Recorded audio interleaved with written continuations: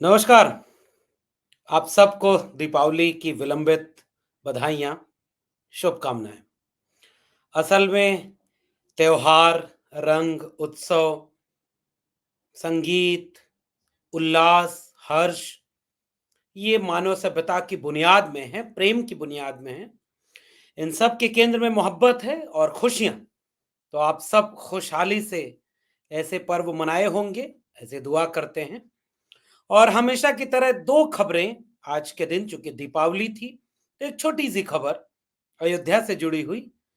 मेरे लिहाज से ये छोटी-सी खबर है लेकिन केंद्र सरकार और उत्तर प्रदेश सरकार खासकर अयोध्या को लेकर के 21 लाख दीपक पहले जलाए तो कहा विश्व रिकॉर्ड, अब 24 लाख दिए एक साथ जलाए गए, इसको कहा विश्व रिकॉर्ड बनाए।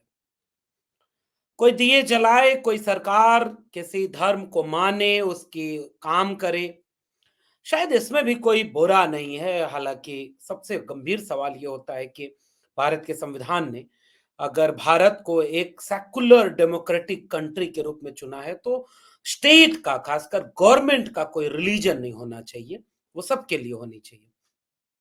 लेकिन आज मैं इस धर्म और सत्ता रानी राजनीति इन दोनों के रिश्ते पर आपसे बात करूंगा और 2 संदर्भ लेऊंगा। एक तो ये दीपावली वाला, इस पर राज्य सरकार की राजनीति का, और दूसरा आज अमित शाह की रैली थी और अमित शाह ने छत्तीसगढ़, मध्य प्रदेश की अपनी रैलियों में राम मंदिर के मुद्दे को बहुत ताकत से उठाया है और उसके लिए उन्होंने कहा कि कांग्रेस बाधा बनी थी और हमेशा तीर्थ स्थलों और भारतीय संस्कृति का अपमान किया। नरेंद्र मोदी ने राम मंदिर बनाया, काशी कॉरिडोर बनाया, बाबा महाकाल का लोक बनाया, सोमनाथ मंदिर सोने का बन रहा है, बद्रीनाथ धाम का पुनरुद्धार हो रहा है, केदारनाथ धाम का पुनरुद्धार हो रहा है और ये पूरा राम का मंदिर जो बन रहा है, वो मोदी की वजह से बन रहा है। इसका विश्लेषण करेंगे कि इस बातचीत के पीछे क्या क्या राजनीति है और स्टेट का रोल क्या है और इसके पीछे चुनाव के समय इसकी क्या रणनीति होगी, इसका विश्लेषण करेंगे। एक तो बात छोटी-सी ये कि दीपावली मनाई जा रही है। एक शेर है कैफी आज़मी का, राम वनवास से लौट के जब घर में आए, याद जंगल बहुत आया जब नगर में आए, रक़्स दीवानगी आंगन में जो देखी होगी, 6 दिसंबर को राम ने सोचा होगा, इतने दीवाने मेरे घर में कहाँ से आए। पाँव सरयू में अभी राम ने धोए भी न थे, कि नजर आए वहां खून के गहरे धब्बे। पाँव धोए बिना सरयू के किनारे से उठे, राम ये कहते हुए अपने दुआरे से उठे कि राजधानी की फिजा आई नहीं, रास मुझे 6 दिसंबर को मिला दूसरा बनवास मुझे। प्रसंग के इतर की बात है, उसको छोड़ देते हैं। फिलहाल अयोध्या, दीपावली, उसका एक प्रसंग बुद्ध से जुड़ता है, दीपोत्सव से जुड़ता है, दीप दानोत्सव से जुड़ता है और एक प्रसंग राम के वापस लौटने से जुड़ता है। राम के मिथक को लेकर के एक सर्व समाज के बीच अगर एक मान्यता होगी तो वो ये होगी कि राम सबके हैं। राम के नाम पर कोई जय श्री राम बोलकर किसी की लिंचिंग करे, ये गलत है। इन सारे विमर्शों के बीच एक बार फिर से एक तस्वीर आई कि जैसे ही 24 लाख दीपक जलाए गए सरसों के तेल से, तो उसके बाद कुछ महिलाएं उस सरसों के तेल को वापस बटोर रही थी, पुलिस प्रशासन के लोग उन्हें भगा रहे थे। इस पर भारत में मैं कह रहा हूं कि कोई भी भगवान होंगे, कोई भी प्रभु होंगे, तो वो दीपावली जितनी अमीरों की है उतनी गरीबों की भी हो। जलाओ दिया पर रहे ध्यान इतना, अंधेरा धरा पर कहीं रह न जाए। हिंदी के कवि लिखते हैं, धरा पर कहीं अंधेरा न रह जाए।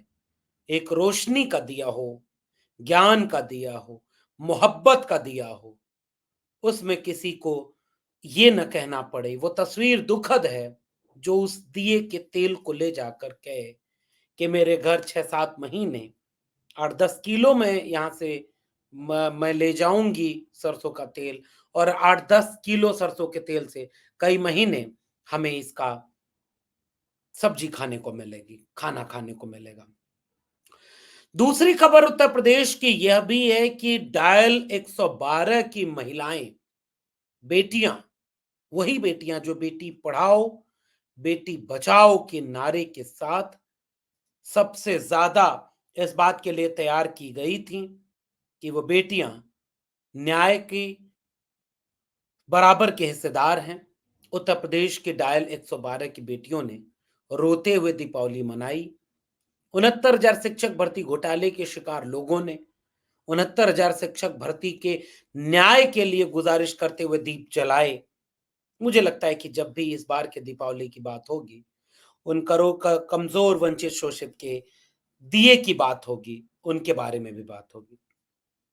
अब आते हैं भारतीय जनता पार्टी के बड़े नेता और गृह मंत्री, देश के गृह मंत्री अमित शाह की रैलियां चल रही हैं।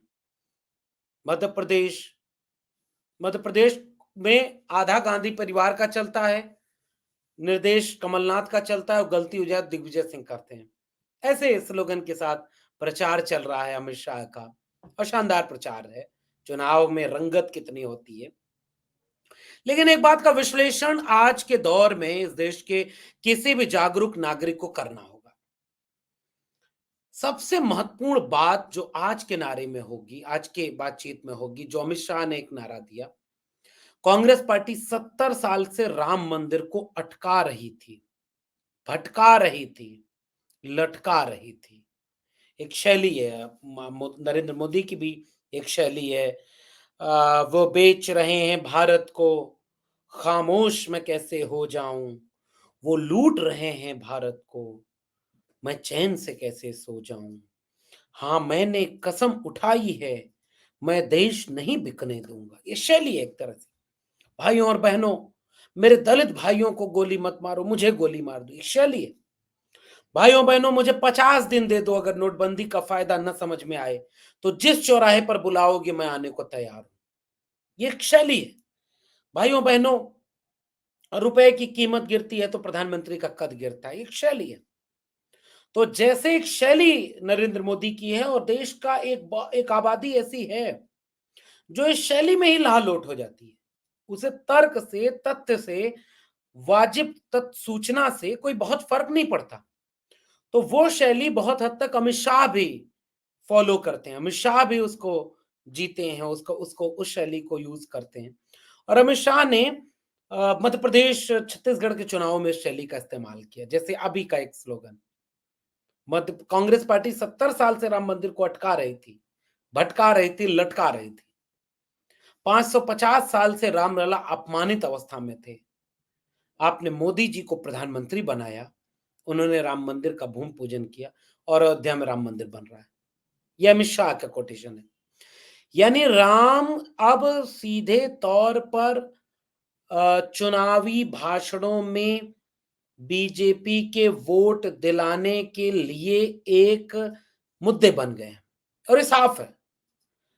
मुझे याद आ रहा है अतीत का एक पन्ना, जब सुषमा स्वराज एक जमाने में भारतीय जनता पार्टी की बड़ी लीडर हुआ करती थी, केंद्र में बड़ी भूमिका उनकी हुआ करती थी, लेकिन वो नरेंद्र मोदी के साथ उस तरह से तालमेल उनका बना नहीं। वो राजनाथ सिंह, लालकृष्ण आडवाणी, अरुण जेटली, सुषमा स्वराज, ये सब एक खेमे के लोग हुआ करते थे। अब तो वो इस दुनिया में नहीं है।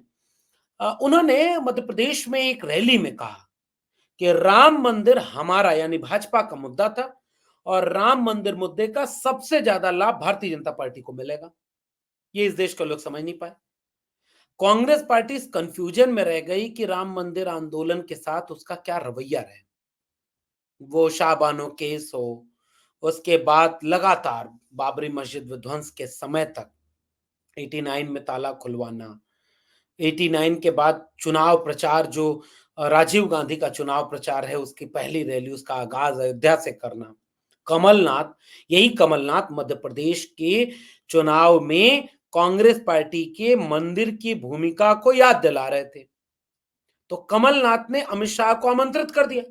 तो जब आप अगर याद दिलाएंगे कि हमने ताला खुलवाया, हमने ये किया, हमने चुनाव प्रचार वहां से किया, तो बीजेपी के पास ये मौका आप नहीं दे रहे क्या कि बीजेपी कहे कि राम के अस्तित्व पर सवाल किसने उठाया?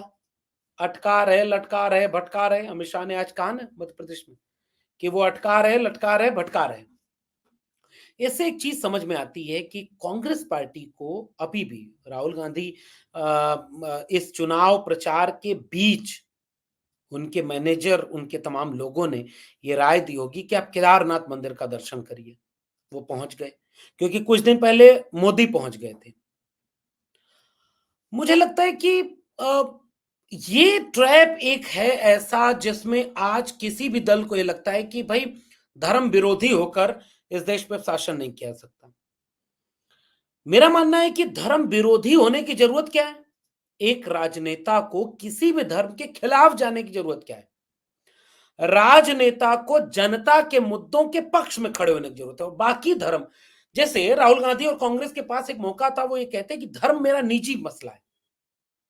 मोको कहां ढूंढे रे बंदे, मैं तो तेरे पास में, ना मैं मंदिर ना मैं मस्जिद ना काबे कैलाश में, खोजी हो तो तुरते मिली हो पल भर की तलाश में, कहे कबीर सुनो भाई साधो सब सांसों की सांस में, मैं तो हूं विश्वास में। और यहां एक नैरेटिव चेंज होता, और इस नैरेटिव से बीजेपी धर्म का राजनीतिक इस्तेमाल करती है। इस पर आप हमला कर सकते थे, लेकिन आप उनके जैसा दिख करके, जैसे आप कहते हैं कि मेरे मन में राम है, एक राम दशरथ का बेटा, एक राम है घर घर लेटा, एक राम का सकल पसारा, एक राम सब जग से न्यारा, कबीर कहते। ये जो आध्यात्मिक शैली है इस देश के, मुझे लगता है वहां अगर ले जाते तो भारतीय जनता पार्टी चुनावों में जिस तरीके से राम का इस्तेमाल करती है, भगवान का इस्तेमाल करती है, धर्म का इस्तेमाल करती है, उसकी काट आपको ढूंढना है अगर, तो आप एक तरफ तो जनता के मुद्दे उठा रहे हैं, महंगाई, बेरोजगारी, जाति जनगणना, इन इस तरह के मुद्दे उठा रहे हैं, और ये बुनियादी मुद्दे हैं, ये बहुत जरूरी मुद्दे हैं, किसी भी देश और समाज के सबसे जरूरी मुद्दे हैं। लेकिन दूसरी तरफ आपको ये डर लगता है कि हमको धर्म विरोधी न कर दिया जाए।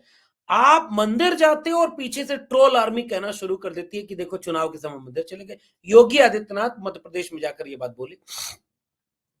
इसलिए यहां एक विमर्श की गुंजाइश ये बचती है कि अध्यात्म का वह नैरेटिव जो दिल के भीतर राम है, कण कण में राम है, क्योंकि अभी बीजेपी इसके बाद 22 जनवरी 2024 का जो पूरा बीजेपी का प्लानिंग है, अब देखिए सोशल मीडिया पर ट्रेंड करता है, और वो ट्रेंडिंग मुलायम सिंह यादव के खिलाफ होगी, मुल्ला मुलायम कहते हुए, जिन्होंने कहा जाएगा गोली चलवाई थी। अरे कोई गुनाह किया था? संविधान की रक्षा के लिए, संविधान में यकीन को बरकरार रखने के लिए, लॉ एंड ऑर्डर के लिए, क्यों अब भाजपा के लोगों ने कोर्ट में यह कहा था कि ढांचे के साथ कुछ नहीं होगा? इस पर अब बहस ही बंद हो गई। इस पर अब कोई बोलता नहीं, डरता है।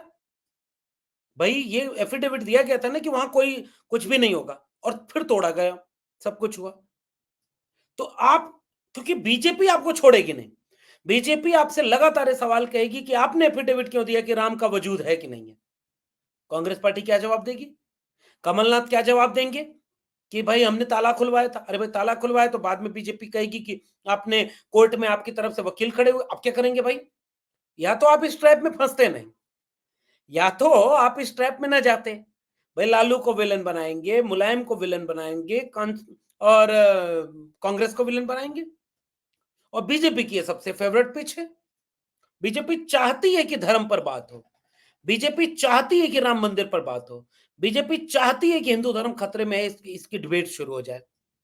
और अगर इस देश के विपक्षी दल उस ट्रैक पर गए, तो फिर मध्य प्रदेश के चुनाव में जो काम इस समय आज अमित शाह ने किया है, जो काम योगी आदित्यनाथ कर रहे हैं, और जिसके लिए पृष्ठभूमि कमलनाथ ने दी, बाबा बागेश्वर को बुलाने का क्या मतलब था तो बजरंग बली कर्नाटक में, वोट दबाना तो बजरंग बली का नाम लेकर दबाना है, देश के प्रधानमंत्री ने बोला है। भूल जाएंगे इस देश के नेता? मुसलमान वोट नहीं डालते क्या? मान लीजिए वो मान लीजिए कोई नास्तिक हिंदू है, कोई जैनी है, कोई पारसी है, कोई बुद्धिस्ट है, वो बजरंग बली का नाम लेकर के क्यों वोट दबाए भाई? लेकिन भारत के प्रधानमंत्री का भाषण है, जब मशीन पर वोट डालने जाना तो बजरंग बली की जय बोल करके डालना। बीजेपी हार गई कर्नाटक, क्योंकि कांग्रेस की लीडरशिप वहां ओबीसी के मुद्दे, ओबीसी की लीडरशिप और सरोकारी जनता के मुद्दों को लेकर उठी। वो ट्रैप में नहीं आई धर्म के। बीजेपी लगातार विपक्षी दलों को धर्म के ट्रैक पे ले आएगी, ये बीजेपी की फेवरेट पिच है। कल को अखिलेश यादव के ऊपर मजबूर कर देगी कि आप मंदिर मंदिर जाना शुरू कर दीजिए। कल को राहुल गांधी के ऊपर ये दबाव बनेगा, क्योंकि ये सोशल मीडिया से लेकर हर जगह एक ट्रेंडिंग चलती है। बताओ तुम मंदिर जाते हो कि नहीं? आप भाग के मंदिर पहुंच गए। आप ये कहिए ना कि हम हैं, जो हैं वो हम हैं। हमें आपको दिखाने की जरूरत, हमें आपको सबूत देने की जरूरत नहीं। और जैसे ही कोई सबूत मानता है, इसका मतलब वो कि आपको अपने ट्रैप में ले रहा है। और उस मुद्दे पर हमेशा बीजेपी भारी पड़ेगी। जो आज अमित शाह ने, जो कल अभी योगी आदित्यनाथ ने घोषणा की, दीपावली मनाई परसों, और उसके साथ साथ लगातार ये काम हुआ। धर्म की पिच 22 जनवरी 2024, उससे आगे, उसके पहले, उसके बाद तक चलेगी। और यहां बीजेपी मजबूत है। इसलिए जो भी एक मॉडल है, एक मॉडल है तमिलनाडु का, एक मॉडल है बिहार का।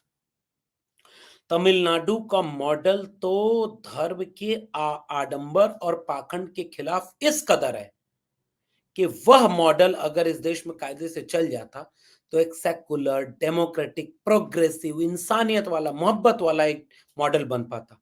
छोड़ दीजिए, अभी तमिलनाडु दक्षिण भारत के हैं, वहां की राजनीति अलग और उसका पूरा परिदृश्य अलग है, उसको छोड़ देते हैं। उत्तर भारत में बिहार जैसा एक मॉडल है ना भाई। बिहार मॉडल में मुद्दे और एजेंडे अपने रखे गए, और अपने मुद्दे और एजेंडे को इतना दमदारी से, इतना ताकत से उठाया जाए कि बीजेपी उस पर बैकफुट पर हो जाए। और अगर बिहार मॉडल को कांग्रेस पार्टी इस्तेमाल नहीं करती है, कमलनाथ मॉडल पे चले जाते हैं, अगर भूपेश बघेल कुछ कुछ बचे हुए हैं, क्योंकि भूपेश बघेल ने अपनी जमीनी पकड़ बहुत मजबूत की है।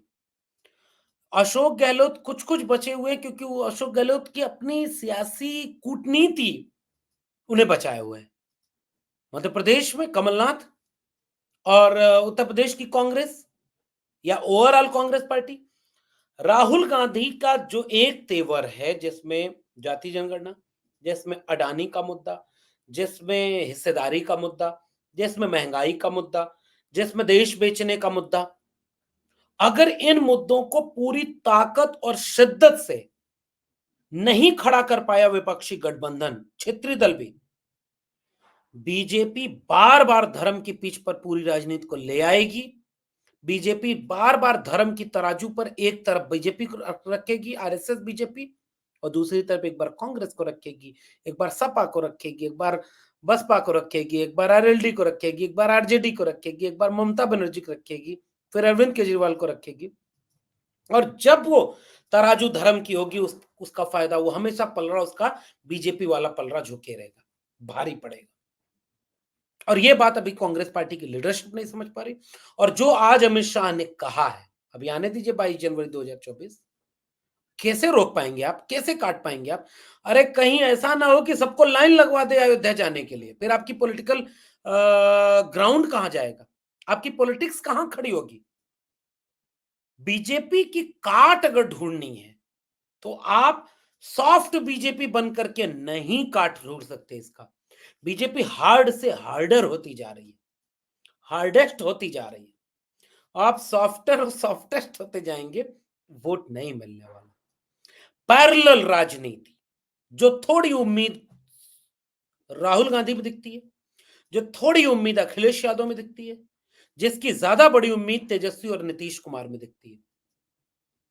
वरना अगर आप अपने एजेंडे को दमदारी से, पुख्ता तरीके से न रख पाए और इम्तिहान वाले ट्रैक में अगर गए, तो बीजेपी के इम्तिहान वाली पॉलिटिक्स में कभी भी फायदा विपक्षी दलों का नहीं होगा।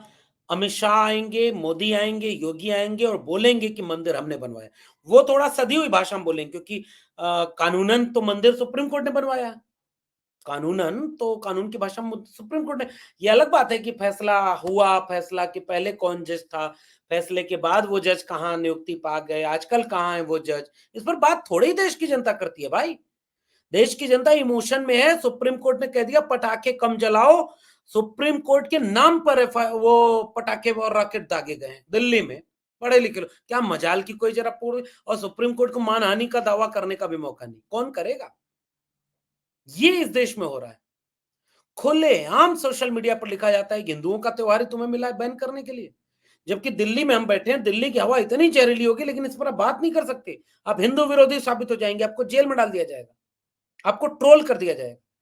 तो इन विपक्षी दलों को इस बात की रणनीति बनानी होगी कि बीजेपी की पिच क्या है, बीजेपी कहां आपको ले जाना चाहती है, और इस बात की काट क्या है। अगर ये काट आपके पास नहीं है, तो मुझे लगता है कि भारतीय जनता पार्टी 5 राज्यों के चुनाव के बाद और ज्यादा तरीके से पूरे धर्म के सवाल को लगातार 24 के चुनाव के पहले उठाएगी। और आपको अब स्वामी प्रसाद मौर्य जैसा बयान नहीं देना। स्वामी प्रसाद मौर्य गलत बात नहीं कह रहे, तार्किक बात कह रहे हैं। लेकिन एक बार सोचिए ना कि इसकी जो राजनीति में है, जैसे एक्टिविस्ट कुछ भी बोल सकते हैं, पॉलिटिशियन को एक ऐसे विमर्श में अपने एजेंडे पर बात करनी चाहिए। पॉलिटिशियन को अपना, मैं बार बार कह रहा हूं, वो तेजस्वी मॉडल है, वो नीतीश कुमार मॉडल है, वो स्टालिन मॉडल है। और इस मॉडल में जब आप अपने मुद्दे को इतना तेज, इतना वाइब्रेंट कर देते हैं कि वो बाकी का मुद्दा बदल जाए, पिच बदलनी होगी। अभी पूरे विपक्षी दलों के लोग, इस बात की गुंजाइश ज्यादा है कि बीजेपी की धर्म वाले पिच में ट्रैप हो जाएं। इससे अगर बच पाए तो मुझे लगता है कि मोदी की काट होगी, और इस काट से गठबंधन, इंडिया गठबंधन बीजेपी को भारी नुकसान पहुंचा सकता है। क्योंकि आम जनता को भी पता है, राम हमारे दिल में है, राम हम सबके दिल में। एक राम दशरथ का बेटा, एक राम है घर घर लेटा, एक राम का सकल पसारा, एक राम सब जग के न्यारा। तुलसीदास ने लिखा है, ब्रह्म राम ते नाम बढ़, बरदायक बरबान वरदान निर्गुण तेई भांत पर, नाम प्रभाव अपार, और कहो नाम बड़ राम से निज विचार अनुसार। 300 रामायणास, कितने प्रकार के राम, कितनी चीजें चलती हैं इस देश में। इस देश के भीतर एक एक प्रकृति, एक कुदरत का वास, वो भक्ति है तो घर के भीतर। सरकार और राजनीति को धर्म से किनारे होना चाहिए। इस बात को अगर न समझा गया, और अगर इस बात को समझ लिया गया, तो 24 के चुनाव पर इसका ठीक ठाक असर होगा। क्योंकि फिलहाल 24 का पूरा चुनाव फिलहाल धर्म की पीठ पर लड़े जाने की तैयारी है। इसकी काट विपक्षी दलों के पास क्या है, इसका आने वाले दिनों में और पुख्ता तरीके से विश्लेषण किया जाएगा। आपका क्या मानना है इस पूरे विश्लेषण पर, नीचे कमेंट बॉक्स में जरूर बताइएगा। आप देखते रहिए 4 PM, फिर मिलेंगे किसी और विश्लेषण के साथ। तब तक के लिए बहुत बहुत धन्यवाद।